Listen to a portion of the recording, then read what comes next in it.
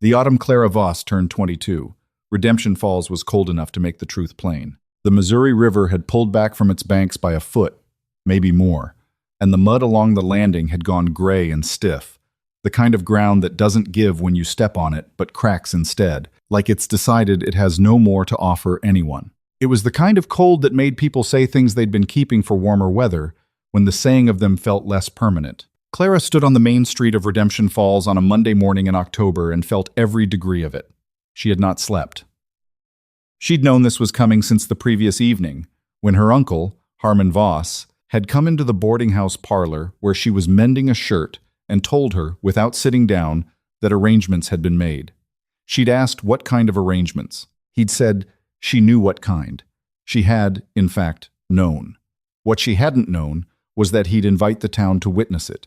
There were perhaps 30 of them, men who'd bought lumber from her uncle's yard.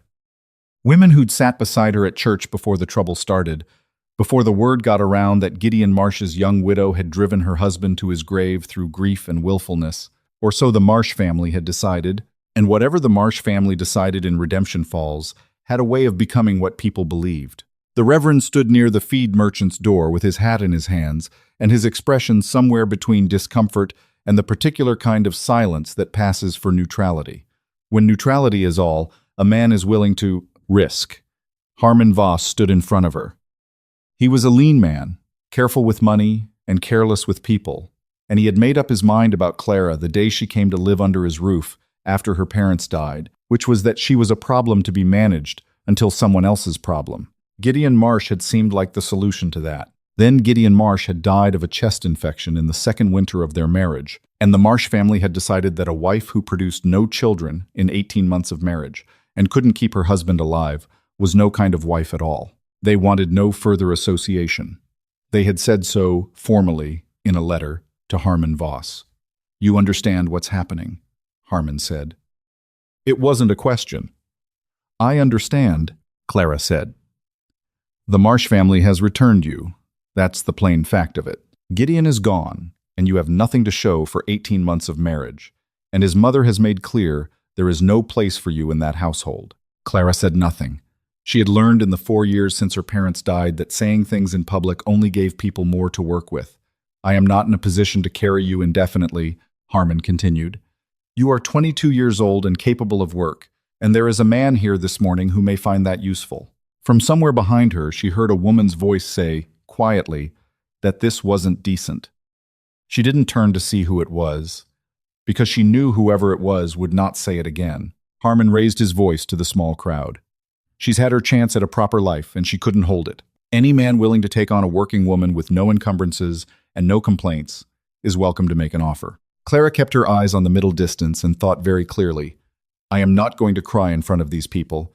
I have not cried in front of these people yet, and I am not going to start now." The street was quiet for a moment, that stretched itself out until it became something else, something heavier. Then boots on frozen ground, deliberate, unhurried, coming from the direction of the livery stable. She looked up. He was broad through the shoulders, somewhere in his mid-30s, with dark hair going gray at the temples and a face that the wind and the years had done considerable work on. He wore a canvas coat that had seen hard use and carried himself the way men carry themselves when they have stopped caring what they look like to other people and started caring only about whether the work gets done. He had the hands of a man who had been building and fixing things for a long time without stopping. He walked directly to Harmon Voss and stopped. "What are you asking?" he said. Harmon named a figure that was not small, considering what he'd spent the last 10 minutes explaining this woman was worth. The man she would learn his name was Asa Cade reached into his coat without visible reaction, counted out the money, and held it out. Harmon took it. He did not look at Clara.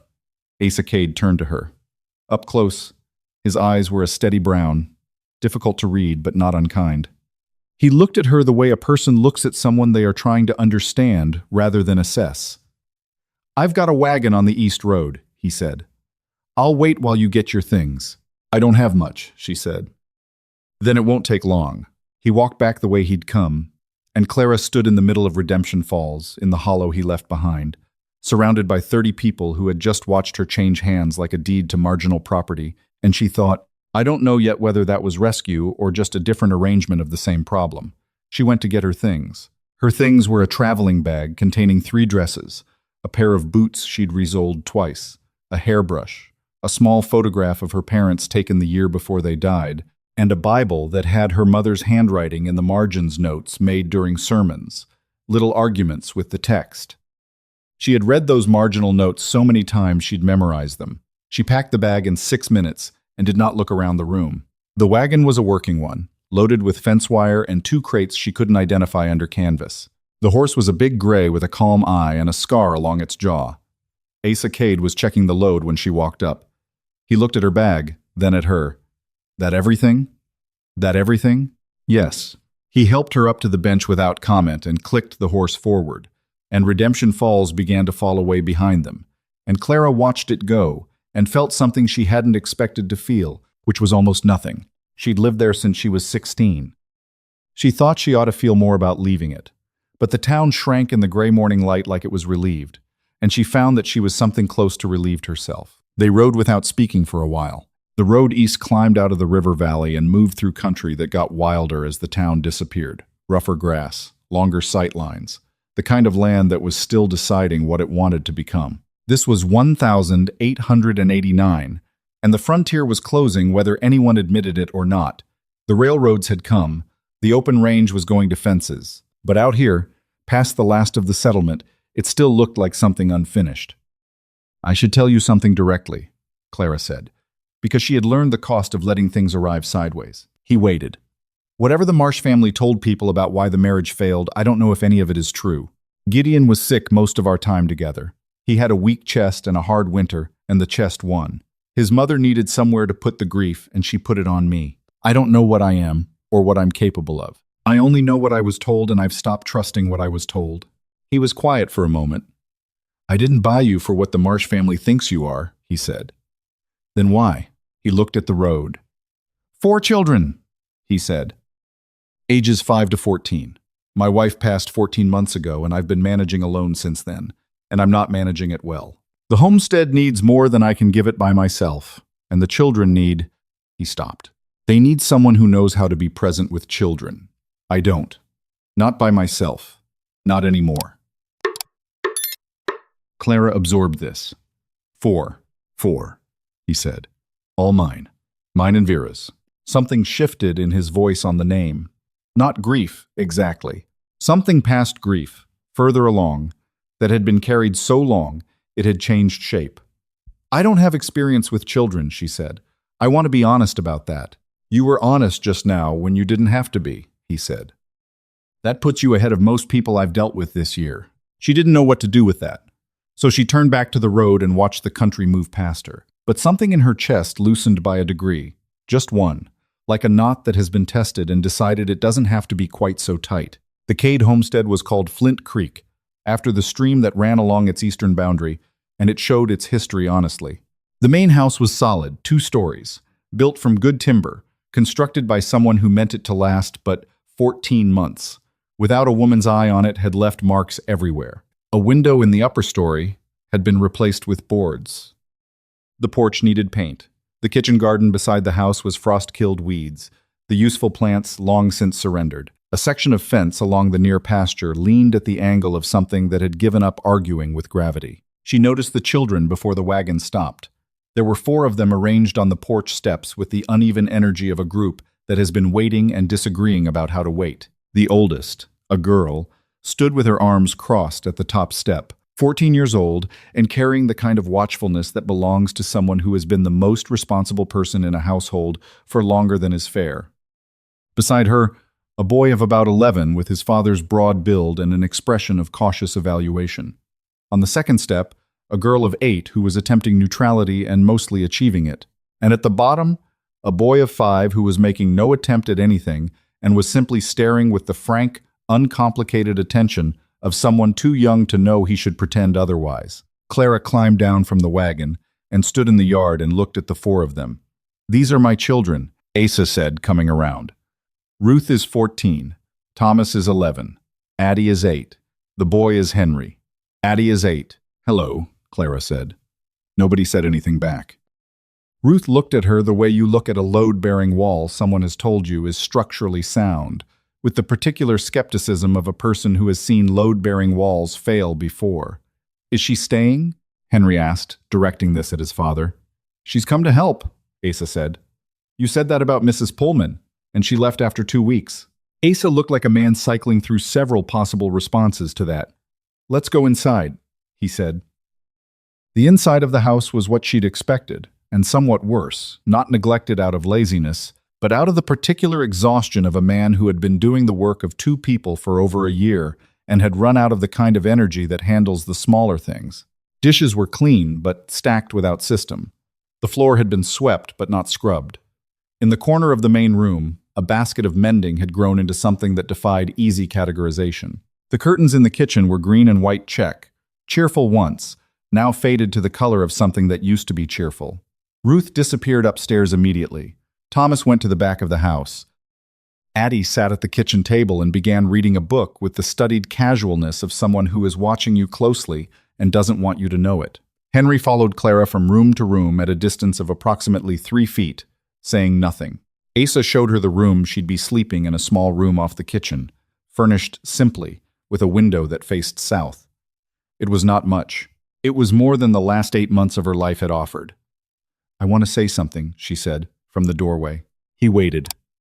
"I've been told my whole life what I am and what I'm worth, and it has always been less than I thought. I'm not going to be grateful in the performing sense of the word. I'm going to do the work and do it honestly, and if it isn't what you need, I expect you to tell me directly rather than let it go sideways." She held his gaze. "Can you do that?" He held it back. "Yes," he said. "Then we understand each other."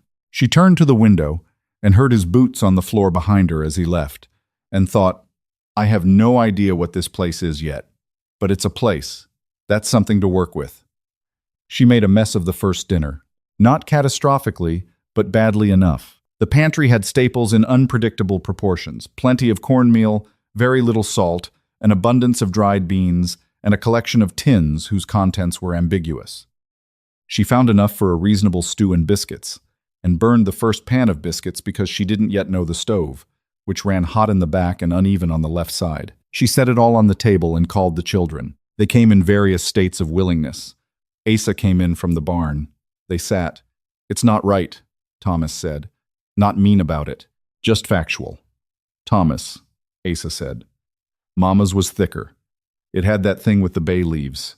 "Nothing is going to be the same," Ruth said, and her voice had something in it that silenced the table. Clara looked at Thomas directly. "I don't know how your mother made hers. I'm willing to learn if someone will teach me, but I'm not her and I'm not trying to be her. I think it's better for everyone if we say that out loud now." Thomas studied her. He had the evaluating quality of a boy who has been forced to take things seriously before he was ready for seriousness, and was not sure what to do with a woman who acknowledged limits without apologizing for them. "It's fine," Henry said with the authority of someone who has not yet developed complicated feelings about food. "I like it." "Thank you, Henry," Clara said. Henry accepted this and went back to eating. Addie ate her biscuit carefully and said nothing, but Clara noticed she ate all of it.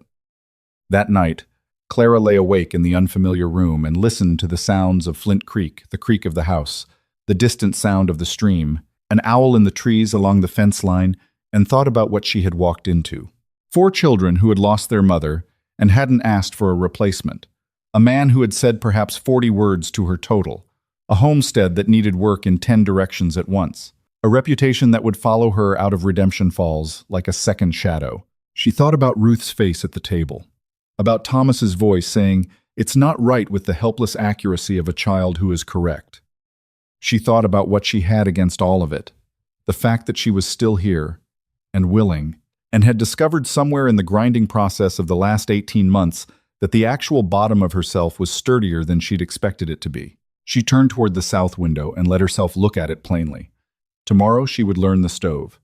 The first 2 weeks were the honest kind of difficult, the kind that announces itself and gets on with it. She burned things. She put the washing in the wrong order and had to redo half of it. She couldn't find where the mending tools were kept until Addie pointed at the chest by the back door without looking up from her book. The children held their positions. Ruth stayed at the perimeter civil when directly addressed, offering nothing extra, watching Clara with those careful eyes that were older than 14 had any right to be. Thomas was the most legible. He wanted to be outside, he wanted to be useful, and he was in constant negotiation with his father about how much he was old enough for. Addie read her books and maintained a diplomatic presence that was somehow neither warm nor cold, simply observant. Henry talked without apparent concern for whether anyone was listening, which Clara found unexpectedly steadying in the way that constant small sounds can steady a person. It was 3 weeks into November when the real test arrived. She woke at 2 in the morning to the sound of Henry crying, not the ordinary crying of a child who has had a bad dream, but a thin, persistent sound that went on too long and had the wrong quality. She got up without deciding to and went to his room, and pressed her hand to his forehead, and her stomach dropped. Asa was in the hallway when she came out. "The fever is bad," she said. "I need cold water and cloths. Do you have a doctor within reach?" "Nearest is 12 miles in Caldwell Junction. 2 hours in the dark." She calculated. "Start the water cold. We work on bringing it down before we make that call." She didn't remember deciding to be the one who handled it. It simply happened. The next several hours were the kind of work that leaves a mark on you, not from the difficulty of it, but from the concentration. Cool cloths, replaced without stopping. Henry, drifting in and out of consciousness, roused to drink water in small sips. The fever checked again and again and again. Asa brought what she asked for and stayed, sitting in the corner chair, not in the way, but present, which mattered more than she would have expected. Around 4 in the morning, the fever began reluctantly, grudgingly to turn. "You've done this before," Asa said. "My mother was sick for 3 years when I was young," Clara said. She was replacing the cloth on Henry's forehead. The boy's breathing had finally smoothed into something real and deep. "There wasn't always a doctor we could get to in time. You learn what you can do, and you do it." He was quiet for a moment. In the lamplight, his face was exhausted and something else, something she didn't yet have a name for. The quality of a man who has been holding everything together for so long that he's almost forgotten what it feels like to put something down. "Go get some sleep," she said. "One of us needs to be functional in the morning. I'll stay with him." He stood. He looked at Henry. He looked at Clara. "Go," she said. Not unkindly.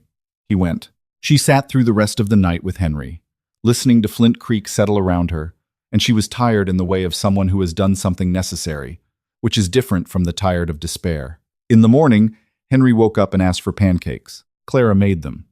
She didn't cry until she was outside by the ruined kitchen garden, her back to the house, for about 2 minutes. When she turned around, Ruth was standing on the back step, watching her with an expression that had shifted in a way that was easy to miss if you weren't paying attention. "He's asking for you to bring the syrup," Ruth said.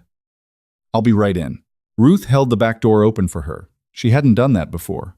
Clara walked through it into the kitchen and thought, something just changed. She didn't know its full shape yet, but she filed it carefully, alongside other things she was beginning to collect. She tackled the kitchen garden in December, which everyone, including Asa, told her was the wrong time of year for it.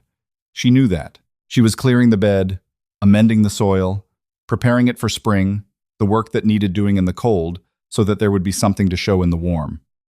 She was out there before anyone else was awake most mornings, and one morning Ruth showed up with the smaller spade from the shed and began working the row beside hers without a word. Clara did not make anything of it. She understood that Ruth was not the kind of person who responded well to being noticed doing something kind. So she worked her row and let Ruth work hers, and let the morning be what it was. It became a pattern. Not every morning, but enough. By the end of December, they had the bed properly turned and amended. Clara found seeds in a tin at the back of the pantry, some of them in Vera Cade's handwriting, labeled in a careful, even script. She saved them. She had plans for them. It was Thomas who broke his arm, in January, coming off the roof of the barn. She heard the sound from the kitchen, and was there before Asa came in from the pasture. Thomas was sitting in the snow, holding his arm against his chest, his face the particular gray of someone managing serious pain by refusing to acknowledge it. "Let me see," she said. "It's fine. It isn't. Let me see it." He looked at her for a moment with the evaluating quality she'd learned, to recognize the look of someone trying to decide whether to trust something they're not certain about. Then he extended the arm slightly toward her. She looked at it without touching it. The angle was wrong. "It's broken. I'm going to splint it, and then your father is going to take you to the doctor in Caldwell Junction. He's going to be angry about the roof. That's between you and him." Clara said. I'll tell him what happened, and nothing more than what happened. He studied her. Most adults say that and then add things. I'm telling you what I'll do. You can decide whether to believe it.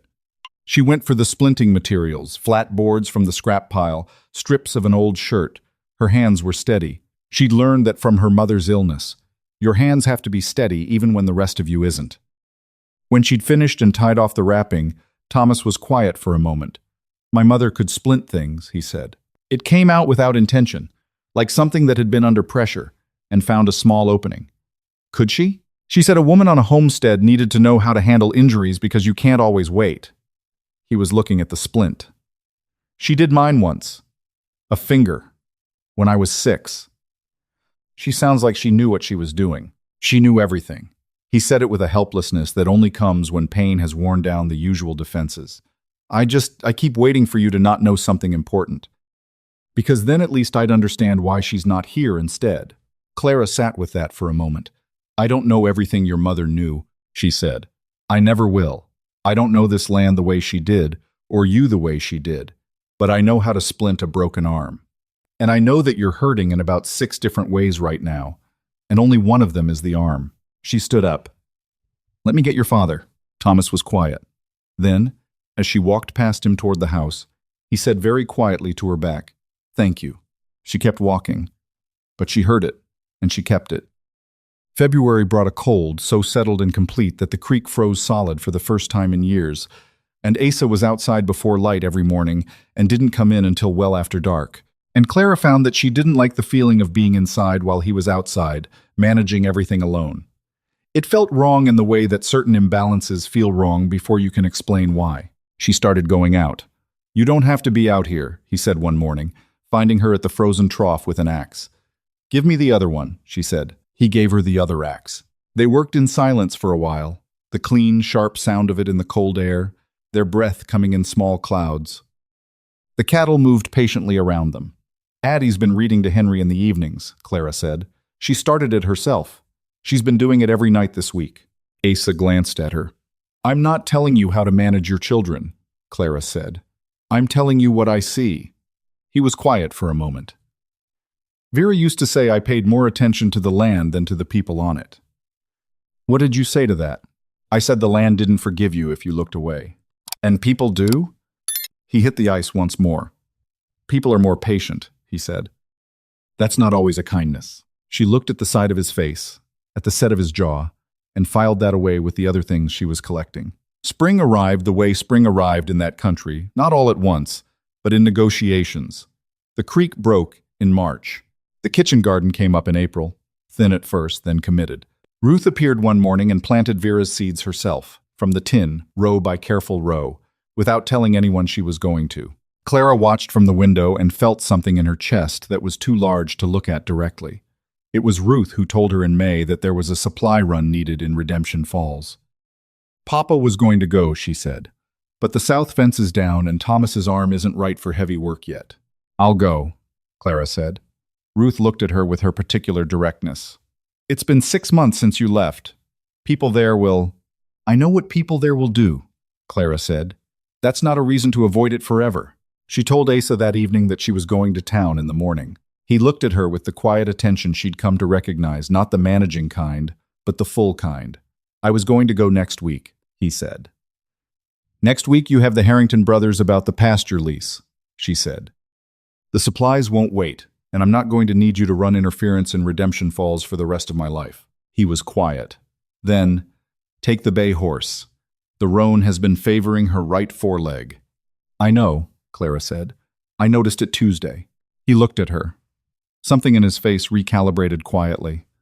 Whatever brought you here, he said. That was 6 months ago. He stopped. Started again. You're my wife, Clara. Whatever else this arrangement has been. If anyone in that town treats you as something less, they're wrong. She looked at him steadily. He had not said that word before wife, not in the plain declarative way of a thing he'd arrived at and decided to name. She noted it, turned it over. Set it somewhere safe. I'll be back before supper, she said. Redemption Falls in late spring looked exactly like what it was, a town in the middle of becoming something it hadn't decided yet. The open range was going. The railroad spur had been discussed. The old wildness of the place was thinning at the edges, becoming something more legible and less honest. The supply merchant, a broad man named Elbert Crane, called her Mrs. Cade the moment she walked in, which stopped her briefly in the door. Nobody had called her that before. She was nearly finished with her list when she heard the voice. Clara Voss. She turned. Louise Marsh, her dead husband's sister, stood near the dry goods counter with the posture of a woman who has rehearsed this moment. She was not alone. Clara looked at Louise Marsh and felt the old contraction in her chest, and then felt it release. Not because Louise had become less than she'd been, but because Clara was a different size now, and the room had adjusted. "I see you've found a situation," Louise said. Her tone had the particular quality of a woman who considers herself honest when she is being cruel. "I've found a home," Clara said. "There's a difference." "Asa Cade," Louise said, as if the name were its own argument. "A man with 4 children and a failing homestead. I suppose some women prefer a project to a life." "The homestead isn't failing," Clara said. Her voice was even. She was discovering with some interest that it was genuinely even not performed, but real. It had a hard year. Most places worth having have had hard years. That's how you know they're worth having. She picked up the wrapped salt from the counter and paid Elbert Crane and collected her things and walked out. She was 2 steps from the door when she heard quick footsteps behind her. She turned. The woman who'd spoken up at the town square 6 months ago, a schoolteacher named Margaret Fowler, stood slightly breathless on the walk. "Mrs. Cade," she said, then stopped, pressed her lips together. "I owe you something. I said one thing in that square and then I stopped saying it, and those are not the same." Clara looked at her. "You said it, and then I stopped." "Yes," Clara said. "You did." She shifted the salt under her arm. "But you're saying this now." "That's worth something." She went to the dry goods counter for the children's things, and then she drove back out of Redemption Falls in the late afternoon with the supplies in the wagon bed, and she felt the town fall away differently than she'd felt it fall away in October. Not with the numbness of someone leaving their only known world, but with the purposeful calm of someone returning to a better one. She was a mile from Flint Creek when she heard the horse. The rider came up fast from a side track she'd passed. She pulled the bay horse to the edge of the road automatically, expecting to let someone pass, and recognized with a sinking in her stomach the man on the horse. His name was Clifton Ward. He had property east of town and a reputation that had only one kind of story attached to it, and he was visibly not sober in the middle of the afternoon, which she noted carefully. "Clara Voss," he said, pulling up beside the wagon so that his horse crowded the bay. "Mrs. Cade," she said without raising her voice. He smiled in the way of a man who finds a woman insisting on her name amusing. "I heard the whole thing. Your uncle putting you in the street. You ending up with Asa Cade and his house full of motherless children." He shook his head with theatrical sympathy. "That's a hard situation for a woman with no options." "I have quite a few options," Clara said. "I'd like to use the one where I continue on this road." He moved his horse sideways, not far, but enough to communicate that he wasn't finished. "What's the hurry? Cade, keeping you busy up there?" "All that work, 4 children. Nothing to show for it." "Move your horse, Mr. Ward," she said. He kept talking. She stopped listening to the words and listened instead to the calculation running under them. The calculation of a man who had found a woman alone on a road and was deciding how far he was willing to go. She reached under the wagon bench where she kept the short-handled hatchet for kindling. She took it out and set it on her knee. She did not raise it. She did not threaten with it. She simply made its presence known. Ward's smile thinned. "Drive your horse somewhere else," she said. Her voice was so level it almost surprised her. "I'm going home." A beat. 2. He was doing his arithmetic, and she held his gaze and let him do it, because the answer, she was fairly certain herself, was yes. He pulled his horse back without grace, and turned, and went the way he'd come. She sat for a moment after he'd gone, the hatchet still on her knee. Her hands were shaking, not badly, not visibly, but she felt it underneath, the body catching up to what the mind had already handled. She put the hatchet back and clicked the bay horse forward. She thought, as she drove, about what she'd said to him. "I'm going home. Not the homestead, not back to Flint Creek. Home." She hadn't decided to say it. It had come out as the plain fact of things. Asa was at the fence by the lane when she turned in. He watched the wagon coming with the particular attention of a man who has learned to read a person's posture from a distance. He was at the wagon before she fully stopped. What happened? Not a question. She climbed down and gave him the short version Louise Marsh in the store, and then warred on the road and watched him take the second part with something going very still in his face. I'll speak to him, Asa said. He turned toward the barn. Asa. Her voice stopped him. He turned back. He's gone, she said. If you go after him in this state, whatever happens will be worse than what already happened. I handled it. I got myself out of it. I'm telling you because that's how we do things here, not because I need you to fix it afterward. He stood very still. She could see the effort of it. You're shaking, he said quietly. I know. That's normal. That doesn't mean I was helpless. He looked at her for a long moment. The afternoon was quiet around them, the sound of the creek, the distant voices of the children somewhere behind the house. Agnes Marsh, he said. What did she say? The usual. That we deserve each other. He was quiet for a moment. She's right about that part, he said. Flat and sincere, without any irony in it. It took her a moment to catch up to what he meant. That's not what she meant, Clara said. I know. It's still true. He looked at her with the directness she'd learned to recognize as his primary form of honesty. He reached out and tucked a strand of hair back from her face, a single, unrehearsed gesture, his hand rough from the fence work and warm from the afternoon. It rested at her temple for just a moment. I bought you in a square because I was desperate, he said, and because something about the way you were standing there made me think you weren't the kind of person who breaks. He paused. I've been watching for 6 months, and I was right. She looked at him steadily. Asa. I know, he said. I'm not good at this. You're doing fine, she said. Keep going. He almost smiled. The near smile she'd cataloged, the one that arrived and departed before you could be certain you'd seen it correctly. I want you to know that whatever the beginning was, he said, this is different now. And I'd like for you to stay because you choose to, not because the arrangement requires it. The afternoon held its breath around them. I said home to a man on the road today, she said. I didn't plan to say it. It came out as the thing that was true. She met his eyes. I think that's your answer.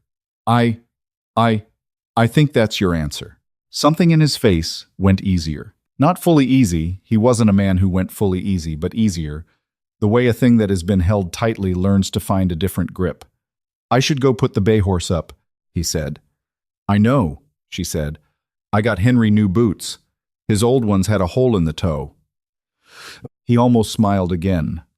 This time she was certain she'd seen it correctly. Ruth called her Clara for a long time, and Clara understood this as its own form of respect, an honest acknowledgement of what was true rather than what was wished for. She never pushed for anything different. Henry called her Mama first, without ceremony, the way small children do things simply because the word fit the person and he saw no reason to withhold it. Addie followed 2 weeks later, in the same unannounced fashion, mid-sentence, as if she'd been using the word in her head for some time and had finally decided there was no reason not to say it out loud. Thomas said it in March, when the kitchen garden came up for the second spring, and Clara was crouched over the first seedlings at dawn, and he came and crouched beside her without being asked. He looked at the small green hook pushing up through the soil for a long time. Then he said, Mama, do you think the carrots will do better this year with the amended bed? And he didn't look at her when he said it, and she didn't look at him, and they both stayed crouched over the seedling and let the morning be what it was. Ruth came in September, when Clara was dealing with a difficult situation alone, a neighboring rancher's dispute about the fence line that had arrived in person, loudly, while Asa was in Caldwell Junction on business. Clara had handled it with the same level voice and unmoving quality she'd brought to Clifton Ward on the road, and when it was over, and the man had gone, and she was sitting at the kitchen table with her hands flat on the surface, Ruth came and sat across from her. You didn't need Papa for that, Ruth said. No, Clara said. Ruth was quiet for a moment. She would have handled it the same way, she said. My mother. She didn't wait for Papa either. Clara looked at her carefully. She sounds like she was someone worth knowing. She was. Ruth held her gaze. So are you. She paused, in the way of someone who has calculated the full cost of what they're about to say, and decided to say it anyway.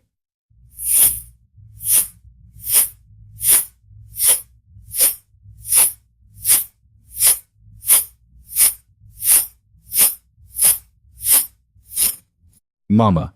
Clara looked at the table. She breathed once, very carefully. Thank you, Ruth, she said. Don't make it a thing, Ruth said, and got up and put the kettle on. Clara did not make it a thing. She sat at the table and let the sound of the kettle and the creek and the children and the particular quality of an ordinary afternoon in a life that had turned into something be what it was. They married properly the following spring, on a Saturday in April, with the Fowler family from town and 2 neighboring homesteading families and the 4 children, scrubbed and serious. Henry wore his good boots and held Clara's hand during the vows with the gravity of someone who considers this a formal occasion, requiring his personal endorsement. Addie stood very straight and did not cry, which cost her something visible. Thomas stood beside his father as witness, with a seriousness in his face that was no longer the defensive seriousness of a boy waiting for the next loss, but something quieter and more settled. Ruth caught Clara's eye as they walked back to the house afterward, and gave her a single nod, the particular nod of someone who has reached a conclusion after a long and careful evaluation and considers the matter closed. The years that followed Flint Creek were not simple, because nothing worth having is simple, and anyone who tells you otherwise either hasn't been paying attention or hasn't been there long enough to find out. There were good years and hard years. The cattle operation expanded slowly and carefully. The kitchen garden became something generous, with fruit trees along the east side and raised beds, where the bare ground had been a thing that had grown into abundance through the patient accumulation of good work and stubbornness. The children grew. That was the most extraordinary, ordinary fact of it, the speed and completeness of it, the way children grow through you rather than simply near you. Ruth became a doctor. She studied in Kansas City, which astonished Redemption Falls and surprised no one at Flint Creek, and she came back to the region with her degree and her particular directness, and practiced out of Caldwell Junction for 30 years. She came home to Flint Creek every Thanksgiving without fail, and every Thanksgiving she and Clara sat at the kitchen table after everyone else was in bed and talked with the easy honesty of 2 people who had always told each other the truth. Thomas stayed on the homestead. He had his father's solidity and his mother Vera's patience with the land, and something he'd built himself a capacity for understanding what a place needed before it asked. And he ran Flint Creek with the same steady competence that Clara had first seen in an 11-year-old boy, trying hard not to want things. Addie became a schoolteacher, which she decided at 7 and never reconsidered. She taught in 3 different towns over 40 years and was the kind of teacher children remembered for the rest of their lives. Henry, who had been 5 years old and staring with uncomplicated eyes the day Clara climbed down from the wagon, grew up to be a man who built things, bridges and water systems and the kind of infrastructure that the frontier needed as it became something else. He built things with the same practical directness he'd always had, and he was well into his career before he told Clara that he'd gotten his sense of what mattered from watching her work the kitchen garden in the cold mornings when she thought nobody was watching. She was, he said, the first person he'd ever seen who treated something that was hard as though it was simply something that needed doing. She kept that. She kept it the way she'd learned to keep things that were true quietly, without ceremony, in the place where she stored the facts about what a life turned out to be made of. It wasn't what she'd been told. In the square in Redemption Falls on a cold October morning with 30 people watching and a price being named. It was the opposite of that. It was made from the material of actual days from the morning work, and the fever watch, and the garden in the cold, and the hatchet on the knee, and the door held open, and the word said quietly by a 14-year-old girl who had calculated the full cost and decided to pay it. Nobody gives you that. You build it from what you have. Flint Creek stood for a long time after all of them. The creek ran. The garden grew. The children who had once stood on the porch steps in various states of suspicion grew into people who came back to it the way you come back to the place that built you, which is to say, regularly and with gratitude and knowing exactly what it cost. Clara had come there with a traveling bag and a photograph and a Bible full of her mother's arguments with the text. She had come with the understanding installed by people who should have known better that she was a problem to be managed rather than a person to be known. What she had found out, in the long and imperfect education of the years that followed, was this. You don't become who you are by being seen correctly at the beginning. You become who you are by what you do in the mornings before anyone is watching. By whether you get up from the barn floor when you need to sit on it for 10 minutes. By whether you plant the seed in the dead ground. By whether you say I'm going home and mean it from the center of yourself. The creek ran. The garden grew. The coffee came up.